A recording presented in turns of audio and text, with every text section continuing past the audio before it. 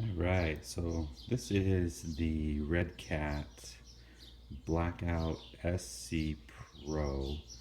Um, I just wanted to kind of talk about it for a minute and show you, just kind of give you my thoughts.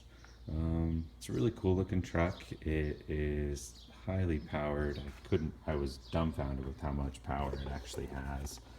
It's pretty sweet looking.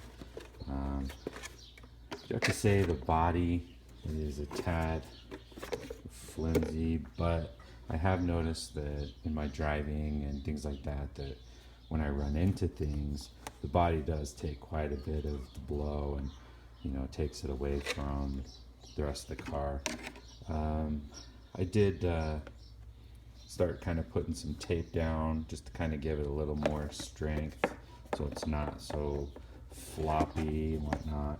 And I have noticed that by doing that, the car turns a little differently. The truck turns a little differently and actually will like catch. I need to probably finish the body off and put some tape in the back, but it'll actually catch and will spin the car around really fast. Almost a little too fast. It's kind of fun watching it slide a little bit, but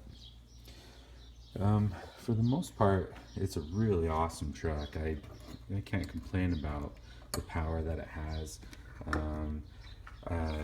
The battery that came with it is the Hexfly 3200 LiPo, and because I like to spend money, I also picked up the SMC 5000. It's pretty flippin' cool, the difference that battery can make. As far as speed, I was just dumbfounded at how quick this thing goes. I mean, you hit the gas and it is gone. This thing just goes and goes.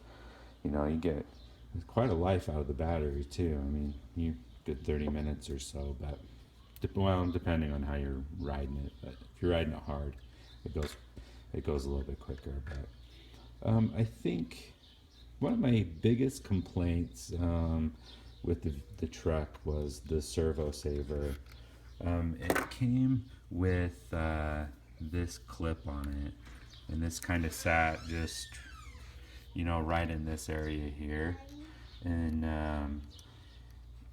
as you kept turning it, sorry, it sat in this area here, but as you would keep turning, these barbs really loosened up quite a bit.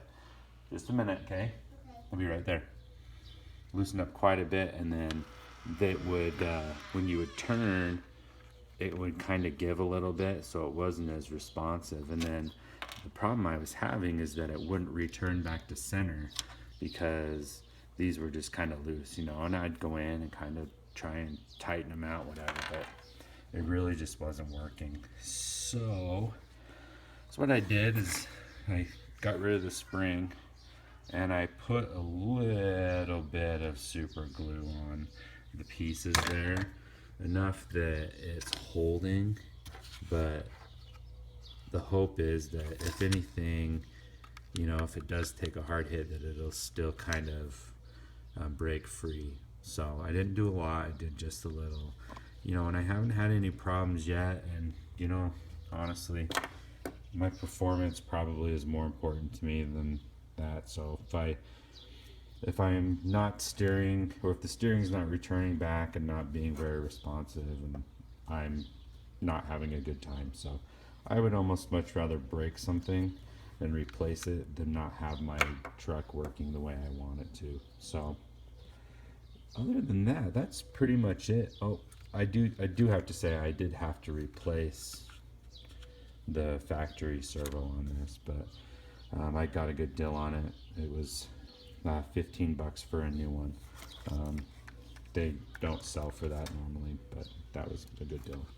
I have been thinking about getting some aluminum shocks for it.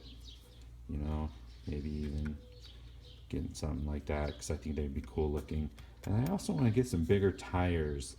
I'm not quite sure. I've been kind of looking at tires, because it would be fun to kind of just switch it up every now and again, because I can't afford to go out and buy a whole bunch of trucks. So it'd be cool to have some bigger tires that I can put on it, lifts it up off the ground a little more, and maybe do some rock crawling with it, or I know it's got a lot of power, so it'll probably spin around a lot, but just getting that belly up off the ground maybe a little bit, maybe go in some more mud, things like that. So anyways,